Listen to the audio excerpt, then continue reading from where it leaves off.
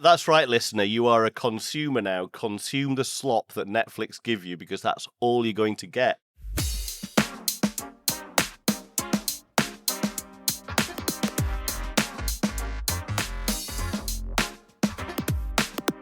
Welcome to Groovy Movies. My name is Lily Austin.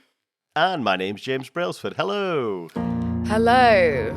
And we are gathered here today in these dark times. James already has his hands in his head to mourn the loss of the greatest invention of the modern age, the cinema. Or maybe it's not that bad. Maybe. Yeah, maybe. Yes. This week we'll be dissecting the rather distressing news that Netflix has bought Warner Brothers, and included in that is HBO Max. What's in the deal, and what does it mean for cinemas? And is the backlash against all of this? Does it have any credence? Is it worthwhile? Yeah, and we'll also be looking at another Netflix scandal, one that I believe I personally uncovered, relating to the Hallmark Christmas rom-com. And we'll also be reviewing technically a Christmas rom-com, although perhaps unlikely to appear on the Hallmark Channel, Pillion. Yes. Okay, so let's just dive right in because this week there's only one real major bit of film news that's dominating the kind of film media world, I would say. That's the Netflix Warner Brothers deal. James, let's just start with what it is. What's in this deal? Well, I mean, basically, Netflix are putting an offer that Warner's have accepted to buy the business, really, to buy the studios, to buy HBO Max, the streaming service, which means they're going to own Warner Brothers, which means they're going to own all the IPs that obviously everyone's mad about IPs. So we've got Harry Potter on the film side of things. We've also got almost the entire back catalogue of Stanley Kubrick's films. We've got House of Dragons on the TV side, Game of Thrones. There's just a lot of franchises that are very appealing, but also just like the fact that they're one of the oldest studios in town. So they've got like Casablanca's part of Warner Brothers. There's a lot of these things that are part of film history. There's usually something that Warner Brothers have been involved with throughout the history of film, basically. Yeah, so the deal was agreed late on Thursday. Apparently, there were lots of phone calls back and forth between Netflix co-CEOs Ted Sarandos and Greg Peters and the Warner Brothers Discovery CEO David Zaslav. Yeah, who Zaslav is not like, if anything shows you how the industry's changed over the decades, especially from, let's say, the 70s to now, it's just the corporatization of the film industry. So David Zaslav, he's a money man who likes films. So he's not somebody who came through the film business. I can't remember where his previous background is, but his background is more of a money manager type person. So he has no emotional attachment. He didn't come up through the movie business. He came in, saw business opportunity, wrote off a load of films against tax like Batwoman, is it? Batgirl? Anyway, Batgirl, he did a lot I of think. Batgirl, yeah. He made a lot of moves that were kind of against the spirit of, the film business and film industry to make it a more commercially appealing sale to what's now happened, Netflix. So he's getting a round of applause by Wall Street, the money men, but that's it. Yeah, we talked about David Zaslav earlier in the series. I knew I recognized that name from somewhere. And yeah, that was kind of what we were talking about, right? Those decisions he was making. I've been reading quite a few books about producers. You remember I was reading Julia Phillips' memoir. Oh yeah, You'll Never Eat Lunch in This Town Again. Yeah, exactly. And she, I think it was really she was part of the cohort of producers that now no longer really has much sway in Hollywood, because she was very involved in the making of the film, very involved in scripting, casting, everything. And really her passion was about making good films.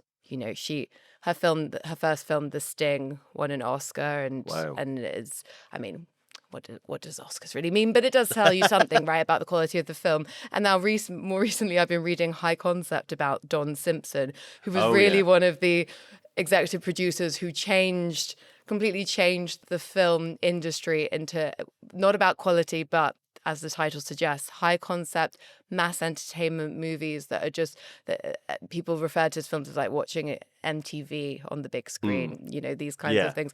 So anyway, I don't know. It just sort of is like this is the end. We're at the end point now of this lineage of these sorts of producers. Yeah. To this the point. Crazy ones. Yeah, and which kind of, I guess, brings us to what Ted Sarandos has said about this merger and about why they're doing it, which really did kind of enrage me slightly because I mean, first of all, he tried to offer some reassurance, like nothing's going to happen right now. And, we have 30 films in theaters. We're not against theaters. We just want to give the consumer what they want. I know that's right, listener. You are a consumer now. Consume the slop that Netflix give you because that's all you're going to get. Exactly. Consume. You're not an audience member. Filmmakers back in the day, like how I like to think when I'm making a short film, is about how is the audience going to react. I don't think how is the consumer going to ingest product. Obviously we're in the era of content, so that. Almost almost coming out of Ted Sarandos's mouth there was something along the lines of we're going to have access to all of Warner Brothers content, or films as we like to call them. So we are now in the era of the lunatics running the asylum. Exactly. Exactly. And I mean, I hope this suggests that we are just talking about what's really happening and not that we're kind of repeating ourselves too much. But this is literally what we were talking about last week with the fact that Knives Out was barely in theaters despite being a very cinematic film and going straight to Netflix. Because what really annoyed me was reading him say that he believed that theaters are an outmoded idea for most people. Not for everybody, but that's what is the consumer. This is the quote. What is the consumer trying to tell us? They want to watch movies at home, and it's like, well, yes, because you made that so.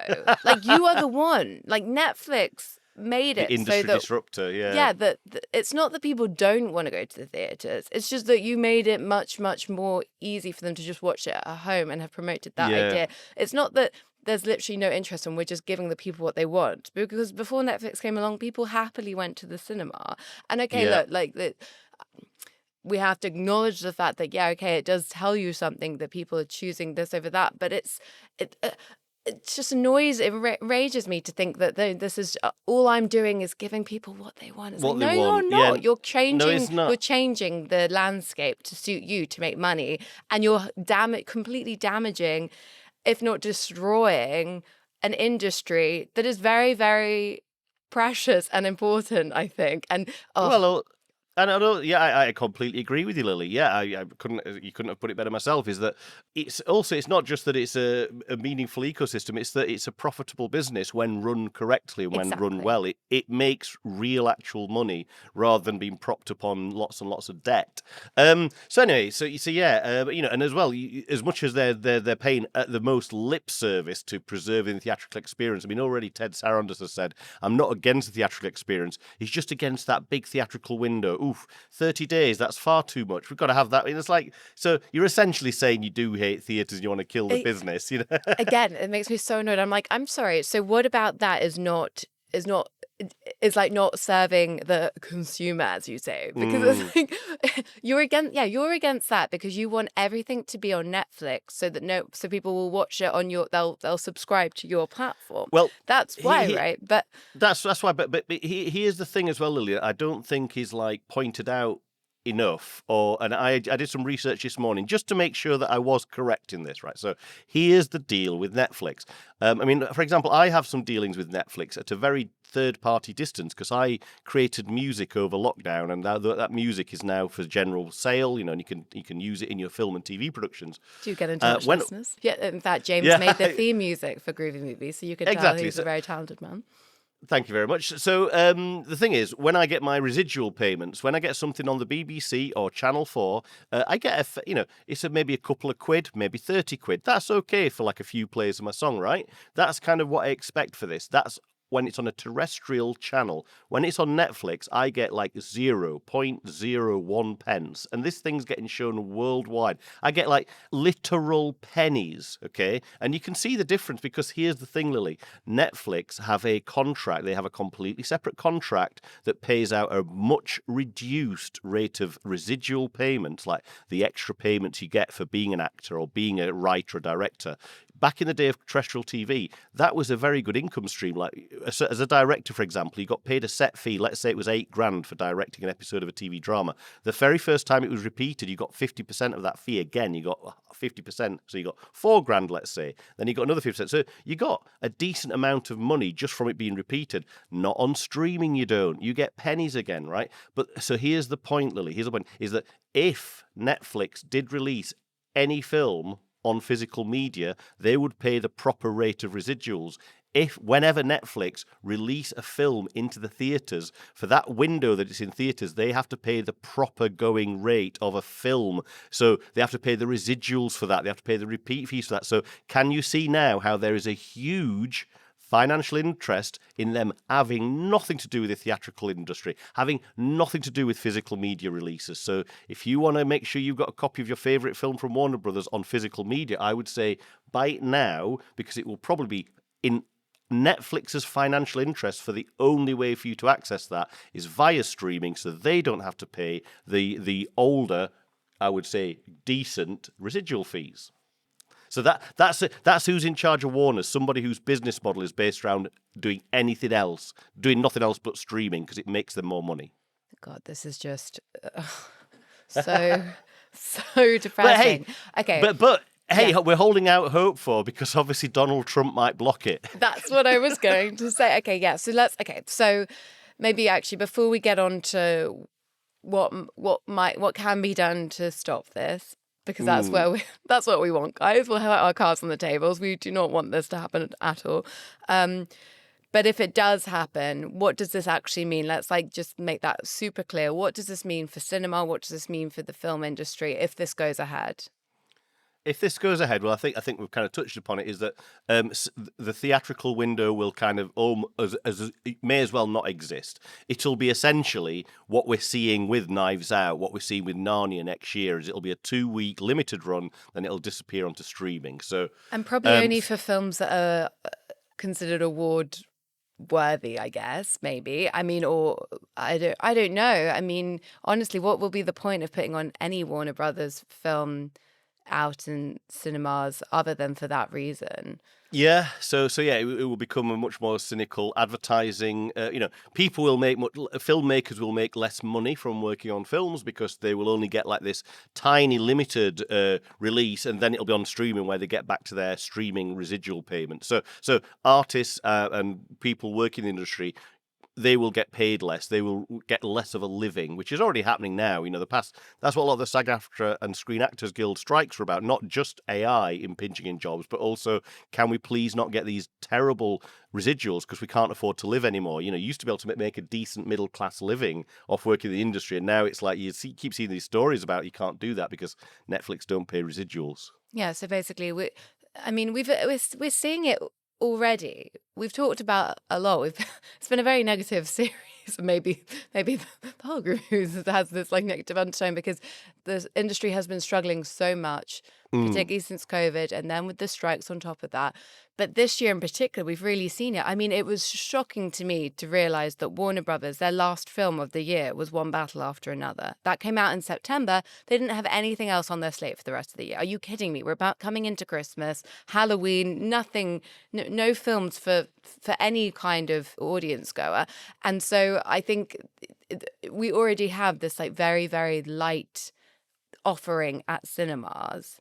And now if half of the films that are coming from Warner Brothers are now just going to be out for 2 weeks at most, maybe. I mean, I can see it just being kind of Oscar award season bait movies and really, really big blockbusters. Nothing else in between. But then again, as I'm saying that, I'm thinking, well, there isn't really much in between anyway. And I think that will get more extreme. We'll have because of the lack of money in it, it's just going to be the billion-dollar movies, or super, super low budget independent things that basically just go on Mubi. And we're not going to have anything else in between. Yeah, no, it's this classic squeezed middle again, isn't it? That seems to be happening in a lot of areas of life. Is that it's the bit in the middle that's getting squeezed out. So I remember having a chat with one of my friends about 5 or 6 years ago, and we were thinking what was going to the future of cinema going to be like, and we were like, well, it's probably going to be that a lot of them are going to close down. And you're essentially just going to get a few IMAXs or these big premium screens, and so it's going to be a big event. Because actually, Cineworld, who are they're still going somehow, they've recently upgraded all their screens, which I was quite surprised at. So they're all 4K, they're all laser, they've all had a refurb, and I was surprised they did that. But I think they had to do something. So I think this is just them trying. To be honest, yeah, I don't think many theaters are going to survive unless they at least can offer you like a really good quality screen, which to be honest, I think they should. So, okay, but let's talk about what is the likelihood of this actually happening? Because even though we're very upset, we're very concerned, it's not a given that this is going to go through. Because the big point is like, is this even legal? This feels like a monopoly, right? If Netflix, one of the dominant streaming service in the world, is taking over one of the biggest film companies and also buying HBO Max from it as well, because this is actually Warner Brothers Discovery, the third largest streaming service. The third largest streaming service, exactly. And also probably one of the best. I mean, that, we can get into, we don't do TV, so we won't go there, but HBO does incredible programming, Succession, Sex and the City back in the day, many brilliant original shows. HBO still have a reputation for high quality. When I hear something's made by HBO, I'm a bit more interested than if it was made by something else, because they do have a track record of decades and decades of high quality. So there's also the concern that they will just get absorbed by the Netflix content creation machine, and we'll just have it'll just be another stream of just very Netflix-looking films and television that all have that same Netflix kind of look. Yeah. Okay, so, but what can be done to curb this? Because this may not happen. This is the thing. Like yes. So it's thought that it will take about 18 months for this to kind of be approved. But they're going to face a lot of scrutiny from the Federal Trade Commission and the Justice Department because of antitrust legislation. Like, this will have to be scrutinized. And as you said, Trump has been quoted as saying it could be a problem.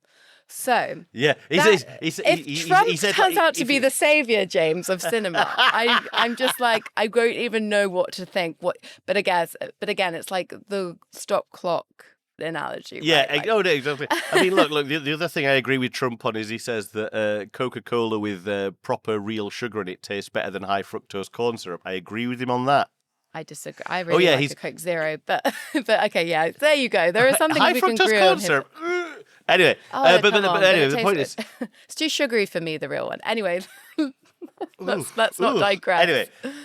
But so yes, it does. I mean, my personal take on it is that all this will do, the regulatory stuff, is it will slow down the inevitable. Maybe there'll be some concessions, but you've just got to look at the track record of essentially American capitalism and how deceptive it is.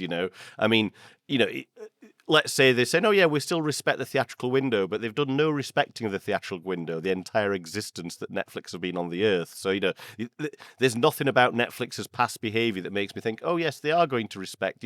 They're just saying all the things they need to say to make sure the sale goes through and they get all this lovely content, Yes. I mean, look, there is absolutely a world in which it just wouldn't be approved. But I don't believe that. Let's be honest. With Trump saying it could be a problem, that's because this is a man who has an eye for a deal, as we all know. And for him, if he comes right out and says like, "Great, look, sounds great, fine," then there's nothing he can make out of this. But if he says it could be a problem, Netflix can start waving their checkbook in his face. So I think that we shouldn't actually be too optimistic and hopeful that Trump will do anything about this, because and Netflix has a lot of money. It's a very profitable business. So I'm sure they'll do whatever they can do to sweeten the deal. If we look at what's happened in America already with sweetening the deal to get things pushed through, it's like, let's look at Nvidia. They gave 10% of the company to the US government just to not have to pay tariffs to China. They said, okay, Trump's government, here, have 10% of Nvidia. Netflix will just do the same thing. Here you go, Trump, have 10% of Netflix. And Paramount. I mean, Paramount, who originally wanted to make this deal with Warner Brothers and got muscled out of it, they paid off Trump as well. Yeah, I read that Paramount made a slightly better financial offer to Warner Brothers, but they took Netflix because Netflix has the stronger balance sheet because Mm. Paramount's just been taken over. It does have a lot of debt on its thing sheet. So from a purely bean counter pushing numbers around, Netflix is the more attractive offer because they've got more cash in the bank. Yep.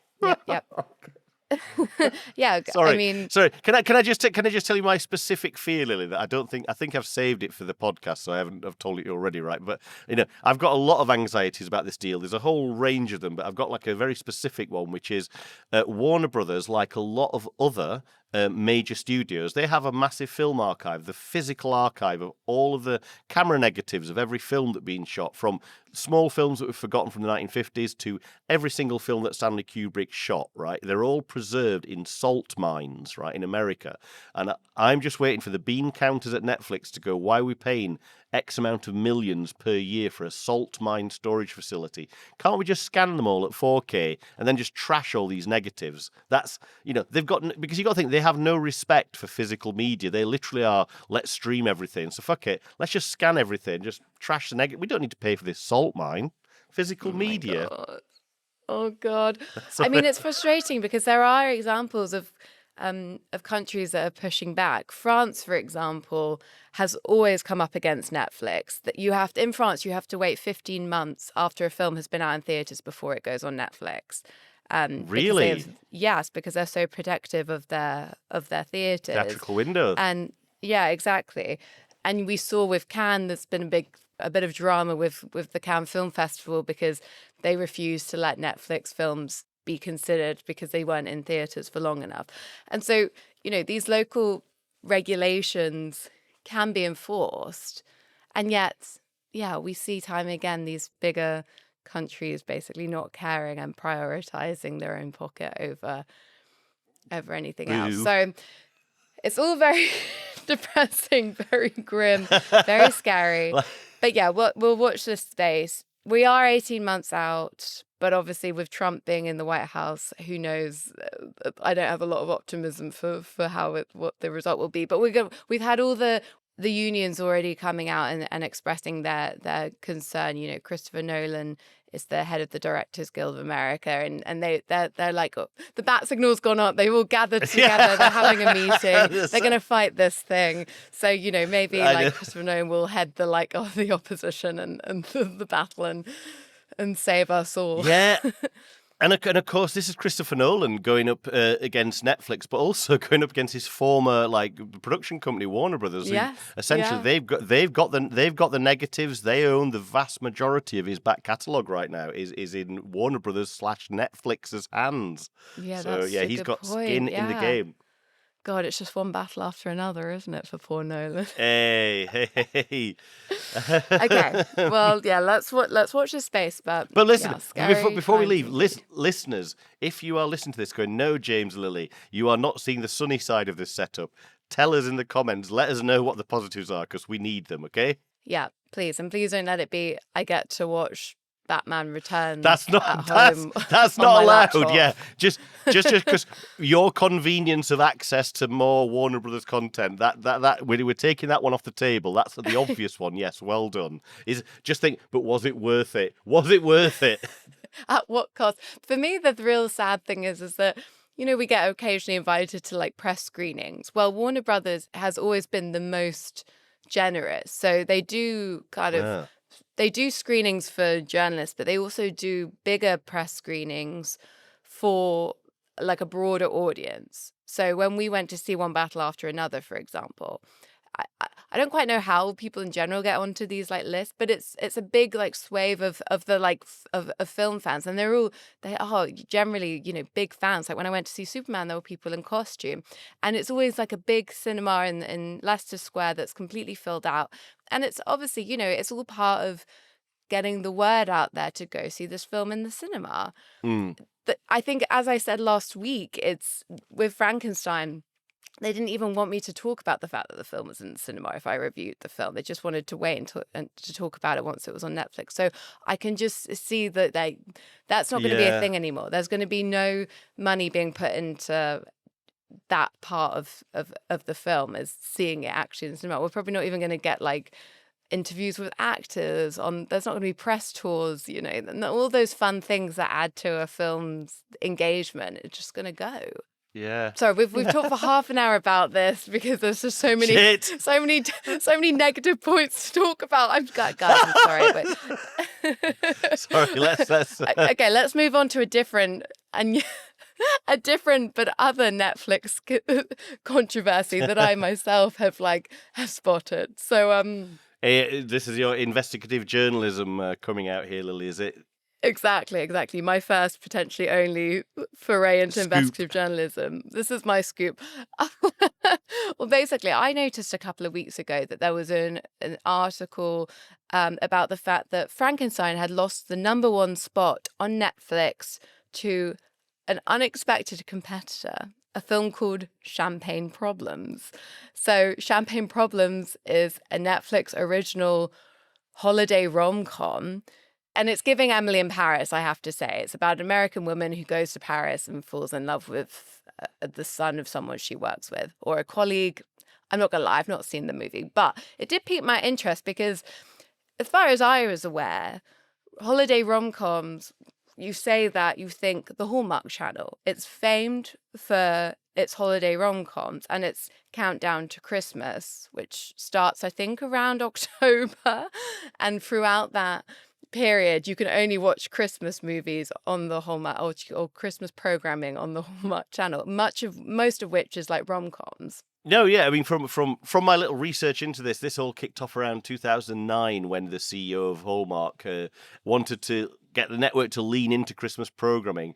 And I think it was 2010 where they introduced their countdown to Christmas. And now when you go on Hallmark's website, they almost have like a bingo card where you can tick off all the films that have been shown each day, so you can proudly claim that you've seen all of the new countdown to Christmas films. And there's a great kind of blueprint for these movies that they show because, yes, it's always a rom-com, though we can use the term com quite loosely. I think it's fair to say.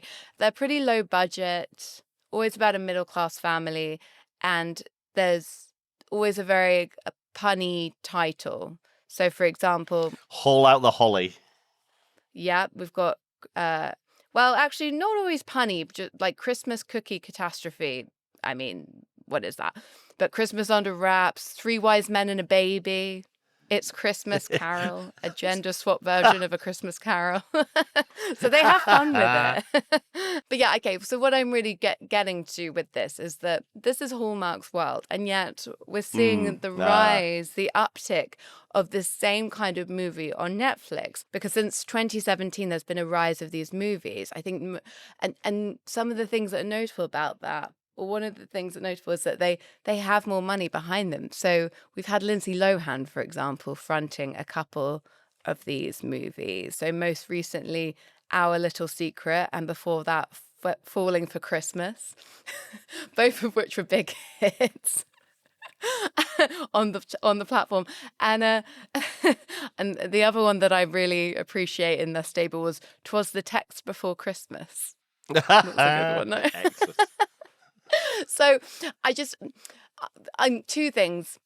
Honestly, I thought this was going to be our lead story this week about Netflix muscling in on on a competitor, but clearly, if only it was only the Christmas rom-com. But the other thing I think is of note with this is the fact that this is like one of the genres that isn't taken very seriously, I'd say, on Netflix. So the fact that Champagne Problems has knocked Frankenstein off the top spot. Frankenstein, which we've talked about how Netflix don't do a lot of promotion, but Frankenstein got a lot of promotion, okay? So yeah. I mentioned when we talked about Frankenstein that I went to see an exhibition of the costumes and the making of the film. They put that on, like Netflix arranged that. There were lots of press screenings. There've been various interviews. I actually recently interviewed Kate Hawley, the costume director. And so there's been a lot put behind that to kind of get the word out about this film, to get it some like award season buzz is clearly the main reason behind that. But in contrast, Champagne Problems, there wasn't even an email sent out, a press release about this film. It's very much part of the kind of like what's considered the sort of turge of Netflix that's just put out there and is on there, but there's no fanfare about it at all. But clearly this is what is appealing to the viewers, the fact that it's Yeah. taken the number one spot. And I wonder what that is about.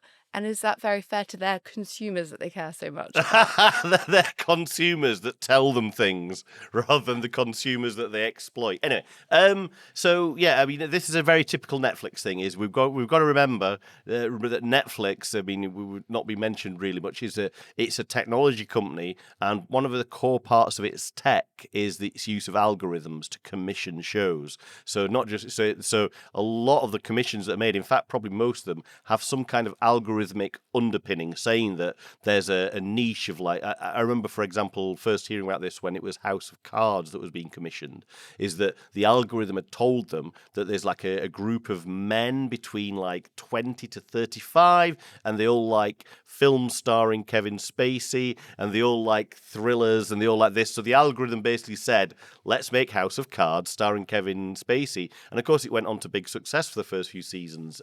So this will be more of the same. Algorithm says certain type of audience wants a Christmas thing. But the other thing that Netflix is notorious for is that they deliberately make things not to really be watched as a primary thing. I can't imagine. I mean, obviously we haven't seen it, so we can't judge too harshly, but let's do it. Champagne Problems. I can't imagine being the most articulately plotted, created, crafted piece of filmic entertainment. I suspect it's some big splashy, obvious, put it on in the background. Even if you're just distracted for like 10 minutes, you come back, you'll still know what's happening. So I suspect it's been made to put on during Christmas time in the background. That's its algorithmically driven thing. So it's not being crafted to give the consumer the best Christmas film experience, I'm sure that's true, but I think the fact that it is in the top spot, it's very popular, means that this kind of film does appeal to the audience. And I think that we haven't really talked about it that much, but obviously like the huge issue with a big issue with the film industry and the kind of award seasons time of year is that unlike back in the day, unlike earlier in our kind of in film history, these days the films that get nominated for awards are not films anyone has seen in the cinema. You and I have seen them because we've got this reason to do it, but other than that mostly it's not mainstream hits. And there is this divergence between what is considered quote unquote like serious film and worthy of film criticism and what the general public, the masses want, to use a retro phrase.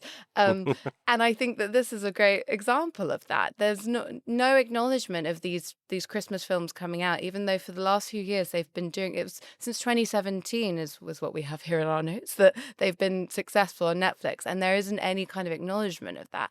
And I think that is actually a big problem. Like Netflix, boo Netflix, clearly. We're not fans. But I think that is only part of the story. I think the other part is the fact that we've got this like rise of high concept movies, as Don Simpson, as I mentioned, Don Simpson kind of spearheaded, fulfilling this need for mass entertainment, but without any kind of, like you said, we've not watched it, so we don't know, but it probably isn't the best made film. But if we actually gave these films the respect they deserve, because lots of people enjoy them, they could be good, they could be high quality films, and it's that kind of dichotomy. I think I find. I think there's shades of sexism in it, because I think there is something about, these like fluffy rom-coms, who cares about them, even though this is like number one in Netflix charts. We're not going to give it any acknowledgement or any kind of credence. But yeah, I find it very interesting. I wonder with these Christmas films, especially the Hallmark films, my feeling is that they only work because they're essentially given away for free on a streaming channel. My question is, would Champagne Problems be lighting up the box office if it had a theatrical release? Yes, of course. Would people be willing to pay £8, £10 to actually go and sit and watch them in cinema? James, what are you talking about? Of course they would. Look at think about the Colleen Hoover adaptations that have come out recently. It Ends With Us, and then most recently Regretting You this year. That was a mega hit. James, you don't even remember. We talked about it a few weeks ago. It was a huge hit over Halloween. And that's the thing. It was number one at the box office. Right. And that's the thing, because these things aren't talked about. you can't even remember, which is understandable because it's not been in the like cultural Yeah. conversation. But that film made Okay. money at the box office. These were both small budget movies that did incredibly well at the cinemas in the US and the UK. So there is actually definitely an audience for it. Girls like to go to the cinema and sorry to see be these dumb here. Are movies. they Christmas themed movies though, or are they just No, kind of but like rom-com? they're Okay. rom-coms. It's like these are non-Christmas versions of these films. I think, yeah, they're Okay. not Christmas specific, but they are filmed. Well, actually, I don't know about the comedy aspect, less so. But they're romantic films. I'm sure definitely are being targeted at the same kind of audience. Pre-teens to like women in their like early 30s, I'd say. Okay. And that's the thing, is that actually what I'm really, I guess, boiling it down to is the fact that the female audience is not being served Okay. or not being served with any acknowledgement of that. Maybe you can watch a shitty version of it on Netflix, but other than that, we've got this one film that came out this year that was a big hit, but there aren't many other options. And actually, they're the ones that are going to the cinema and they are watching this kind of Okay. content. Right. To use the word So content. you think I'm skeptical because I think the thing that the films you've used to illustrate examples aren't these Christmas films. I think there's a certain other element to these Christmas films that I'm losing my train No, of thought I here. think I honestly, I guarantee you, if you put one of these movies over Christmas out in the cinema, and I'm not this particular one, but like a better one with a bit more money behind it and a bit more care into the script, I think it would do incredibly well. But we can't ever know. It's all hypothetical. But there's the rub, though, isn't it? It's like, but if we can make it with a bit less effort and a bit worse script, and it kind of just people watch it. Exactly. But that's my point. That's the thing. That's what I'm kind of, I guess, driving at with it. Is that I guess that's what's happening. Do you think there's an audience there, but they're just not being well served? It's a bit of an afterthought in general. I think so, or just it's not even afterthought. It's the fact that they are being served, but no one's like shouting about it. We've heard so much about Guillermo del Toro's like journey with Frankenstein. Yes. I'm like, let's talk about the festive rom-com for Christ's sake, which we've not even seen. This is the lack of interest people have in these movies in cultural conversation. We've not even watched it. I think you can safely say we're definitely not part of that demographic, or maybe we would be if we just watched them. Yes, I am part of that demographic. I am. It's just like, but there is a quality issue there. It's like I can't watch something. Oh God, sorry to be like snobby, but like there has to be a certain level of scripting, I think, to make me with you, stick Lily. with it. But I sign off on a festive rom-com for sure. There was a really good one a few years ago, just to give a recommendation. Kristen Stewart, Happier Season. Brilliant rom-com, pretty smart, pretty funny, delightful. So there are some out there. And yeah, for the right one, I would happily watch. Okay, well, shall we move on to another festive rom-com, James, that is actually out in cinemas and I think does hit our criteria of being very well written, very well made.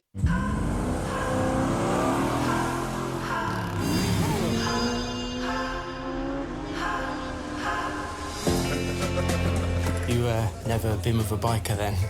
Biker, no.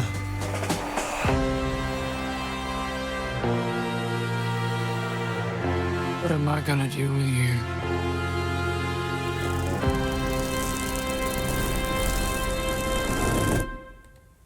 Did you kiss? I don't think that is any of your business. Though perhaps more of a dom-com, as people are calling it. Oh, I see what you did there. Yeah. I can't take credit for that. I've read that like everywhere. That's very good. So yeah, Pillion, which is the seat for a passenger on the back of a motorbike, and also slang for the passenger on that seat, Pillion. Did you not know Pillion was the name for that seat? No, I didn't know what Pillion was. The whole time in the movie, I was like, I wonder if we're ever going to find out. And then when the credits rolled, it says bikers and pillions, and then the list of cast members. So I was like, right. Gotcha. That makes perfect sense. Perfect title, if you know what it is. Yeah, no, I did know what it was, and I was like, oh, right, and especially knowing roughly what the topic was, I was like, oh, yeah, I see what they're doing there.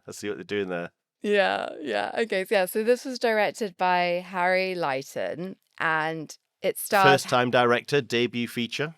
Yeah. And it stars Harry Melling, who, by the way, I did not clock that he played Dudley Dursley in Harry Potter. Yeah, For same. for me, when I was watching it, I was thinking, I remember seeing him in The Pale Blue Eye last year playing Edgar Allan Poe, and remembering thinking he was fantastic in that role. So Mm. I'm even more impressed because he's, I think, fantastic, like absolutely incredible in this movie.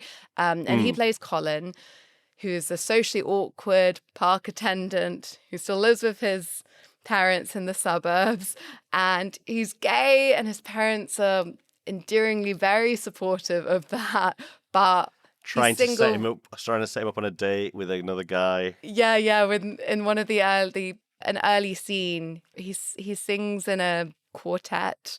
Yeah, like a barbershop quartet, I think, isn't it? That's it. Yes, a barbershop quartet. And his mum has like set him up on a date. So the date arrives and they have this very awkward encounter. So quite clearly from this that you see that he is quite lonely and is like longing for something or someone, but he's struggling. He's not connecting. He's not finding the right person. And then he meets Ray, played by Alexander Skarsgard, who's very sexy, very enigmatic, very elusive.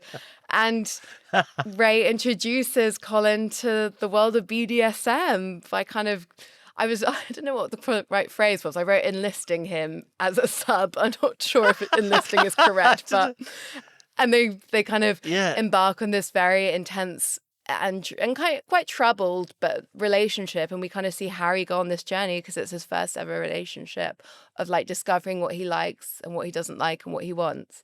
Yeah. No, I thought it was a very, very sweet film. But what can I say, Lily? Yet again, it's another film where I feel like, for dramatic purposes, to make the film dramatically interesting, we get yet another not slightly, but like a depiction of a toxic BDSM relationship. And I'm just like, I get it. I get that the way that it should be done wouldn't make a very interesting feature film, but also, if people are examining that world for the first time, you might want to say, well, where was the discussion of boundaries? Where was the discussion of consent with Colin before Ray starts getting physical with him? I was just like, come on, Ray, come on. But I also accept that would be a very flat, dramatic film. I get it. I'm sorry. I am totally aware of that. But I was just like, come on, Ray. This is Colin's first time in this scene. Just lay down some ground rules. Come on. Okay, so I hear what you're saying. I actually don't think it wouldn't be dramatically interesting. I think there's definitely space for a movie about that. I would love to see that, James. But I think the thing with this film is that it's showing a relationship that isn't very functional, actually, or is like difficult. But then you do have various models of what works and what is healthy. So I don't think it's fair to kind of say it's just a film that's showing, yet again, it's only showing this is a bad thing. I think part of why I love the film so much is it is very, very kind of well-rounded in its portrayal of the BDSM world, because Ray is part of this group of bikers who is actually, they cast a real group of bikers and pillions, like people in this like community. So you can feel it. It feels very, very authentic, to use an overused word. They cast real bikers and submissives, but they also and Jake Shears from Scissor Sisters in his theatrical debut. Oh my God, James. I was like, I know this guy from somewhere. That's what it is. Oh my God, he's so good. He's so good. That's so great. I love that. And those characters, those couples in the gang, you can tell have healthy relationships. They model other ways of doing, like for Ray and Colin, it's very extreme. They only play in these dom sub roles. But the important thing, I think, is that we see at various scenes where they're with these other bikers, particularly when they go on this kind of adventure together into the forest, which I was sure was Cambridge, but I looked into it and it's not. It's Kent, but look, just the same nature. That's only of interest because that's for my parents. But I recognise that forest. Yeah, where they jump naked into the river. I'm definitely jumped into that river myself. I've been there, yeah.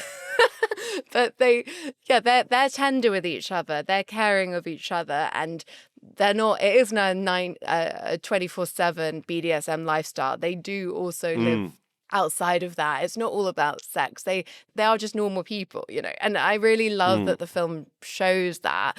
But yes, you're right. The kind of central relationship isn't very healthy.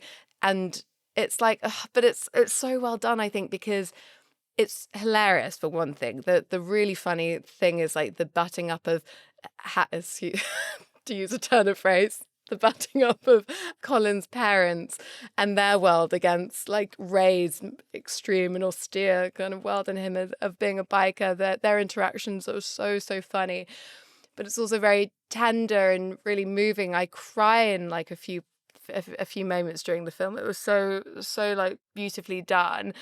Because Colin's very much a mummy's boy, you know, he's got an overbearing mother, and she wants to meet the boyfriend, you know, for dinner. So there's a whole set piece where Colin and Ray come round to Colin's family. So he's and again, Ray, like, come on, Ray, you're meeting the family for dinners, just play nice. And he kind of, you know, upsets his mum. Well, he sort of does at first. He's complimentary of her gravy, but then it quickly goes wrong because he is rude about Colin's cooking, and Colin's mum takes umbrage with that and says, "Why are you like this? Why do you treat him that way? I don't like the way you treat my son." And this for me is like the pivotal moment in the film that's really, really interesting, because Ray stands up to her and says, "Just because you don't understand something," or I think he even says like, "are disgusted or are uncomfortable with someone else's relationship, doesn't mean that relationship is wrong or you get to judge it," something along those lines.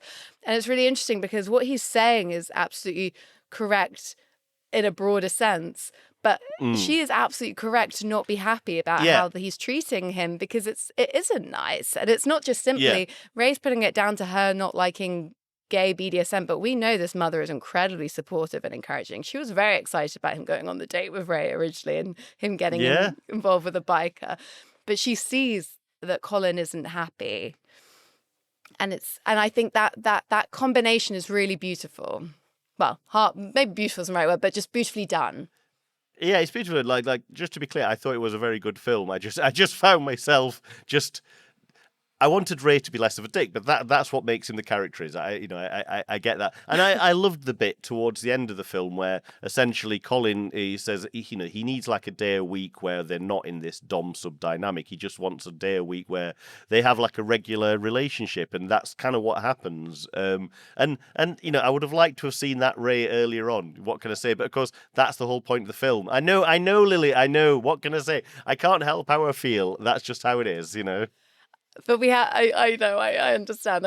Yeah, of course we wanted him to not be an arsehole, but yeah, that is literally the story. But that's the whole point of the film. I get it. I liked Ray at that point.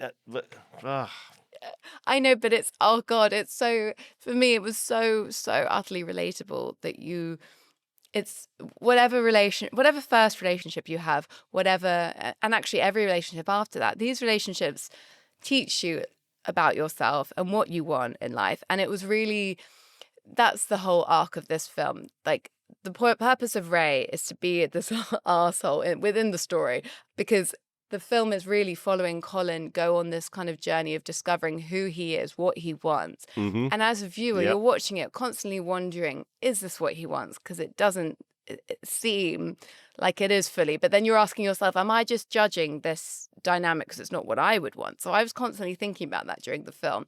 And you get to the kind of, by the end, you do understand that he wanted some of it. And like you said, there are he wanted it in a slightly different way. He wants a day off. He wants certain things. And he finds his voice through this relationship to say, this is what I want, and learns what he wants. And from being completely submissive, he actually does push against it and find his voice. And that's beautiful to see. And you know what it made me think? I was like, this is like an inverse Manic Pixie Dream Girl type rom-com. Because Ray is basically a Manic Pixie Dream Girl. He does not have a full interiority that's like fleshed out in the movie. We don't really learn who he is. He's very mysterious. But he is there to help Colin go on this journey. And I really like that, rather than it being this like cute little girl in a heterosexual rom-com, it was a monosyllabic biker. Exactly. And on that note, I really have to talk about the fact that the other thing that's amazing about this movie is the fact that it's so sexy. And what's really, it's, I mean, do you agree, James? Did you find it sexy? Yeah, I mean, I found it was a sexy film. I mean, personally, I wouldn't like to be involved with those sexy things, but yep, it was a sexy film, yes.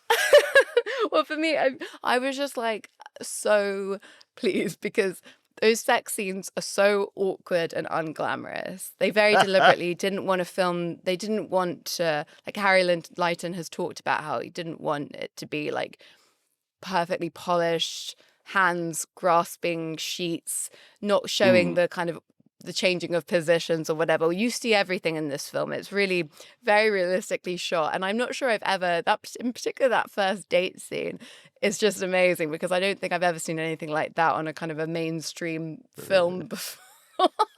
And it was just wonderful because it's like funny and endearing and awkward, but it is also very and sort of troubling as well because from the get-go you're seeing that there isn't a lot of communication and like it's ensuring of boundaries and everyone's comfortable, but it feels hyper realistic and also I incredibly sexy, and I loved seeing that. You know, I think about Baby Girl, which I really enjoyed. We talked about film, I liked that film a lot, but I'm like, this is what Baby Girl wanted to be. This is really showing for sure. Someone discovering a sexual proclivity, I guess, and going on a journey with it, and it actually being something like progressive, I think, in terms of what we're seeing on camera. Very honest, very raw, and very sexy, and really didn't hold back, but still very tender and sweet and utterly hilarious. Like I laughed out loud so many times during the film. Definitely sexier than Baby Girl, I would say, in its portrayal of the BDSM world. Yeah, definitely. So, I mean, I just honestly, I was so happy. I have to tell you, when I went to see this film, James, I sat down in the cinema and there was a trailer for Avatar 3. And then there was a trailer for Toy Story 5. And I thought, interesting. Strange choice to have these children films before a movie about BDSM. Okay. And then these two guys came up to me and said, sorry, I think you're in our seat. And I was like, oh, are you sure? He was like, is this B5? And I look and I'm like, yeah, mine is B5. Don't tell me. I'm going to make a prediction here. You went in to see Zootopia 2 by mistake. No, I went in to see Wicked. He was like, are you here for Wicked? And I was like, oh my gosh, no, my bad. They'd actually, and I was in the right studio, right seat, but they'd given me a ticket for Saturday and I was there on like, Tuesday or something. Right. So I had to like rush. I was like, where's Pillion showing? I've got to make it. I, because of scheduling and just trying to fit it in, I did have to go see it in what a cinema that I would never ordinarily, if I could have picked to make it work, I would never have got into. This is like the pits for me. It's just a generic small cinema. Projector's 20 years old. It was a dismal, dim image. The blacks weren't black, and I was like, this is what a lot of people think about the cinema being like when they go to a cinema. It's just like most screens are like this. I was like, and so the film was good, and I recommend it, by the way. But just like I just thought, this is not contributing to people having a good time at the cinema. This like dim, not really very punchy image. Anyway, sorry. So. Okay, yeah. So we're not going to be recommending that particular cinema, but yeah, I honestly, late runner, shock front runner for me for best film of the year. I thought it was such a wonderful film. I thought the performances were incredible. The script is so perfect, and I can't wait to see what Harry Lighton does next. Yeah, kind of came out of nowhere, this guy. Done some short films before, but very impressive. Great debut film. Yeah, and I'm going to be reading the novella that it's based on called Box Hill, and that's on my Christmas list now.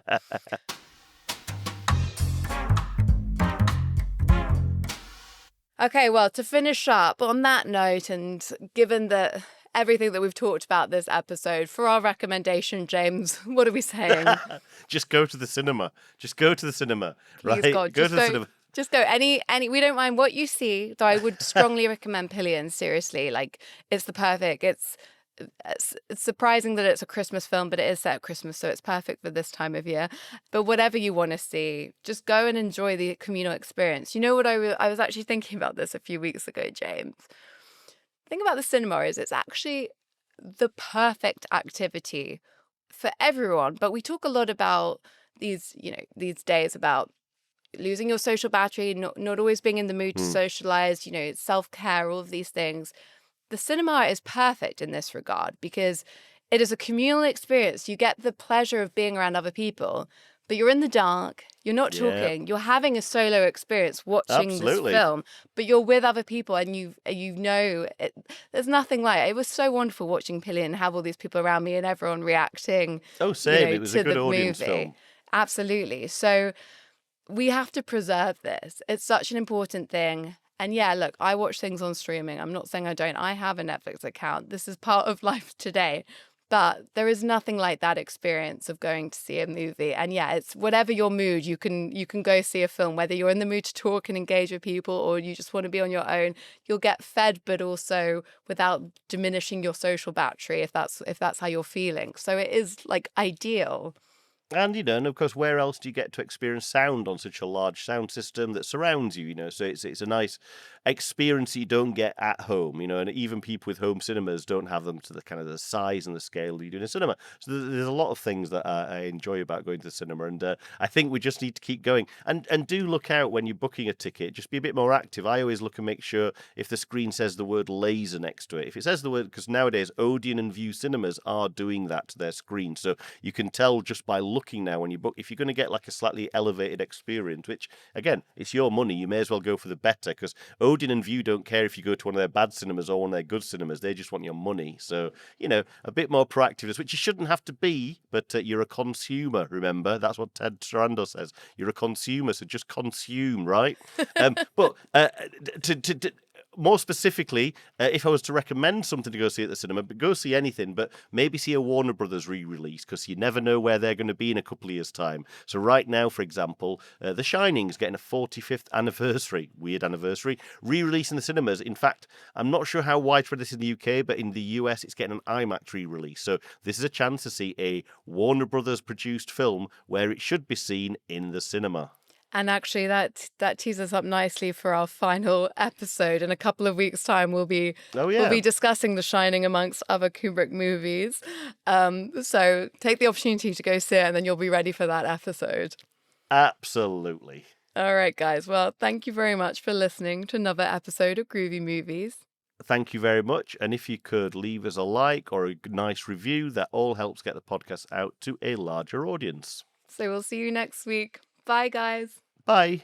Groovy Movies is produced and edited by us, Lily Austin and James Brailsford. And James also produced the theme music. Follow us on Instagram and TikTok at Groovy Movies Pod, or email us groovymoviespod@gmail.com. For more information about the films discussed, check out the show notes.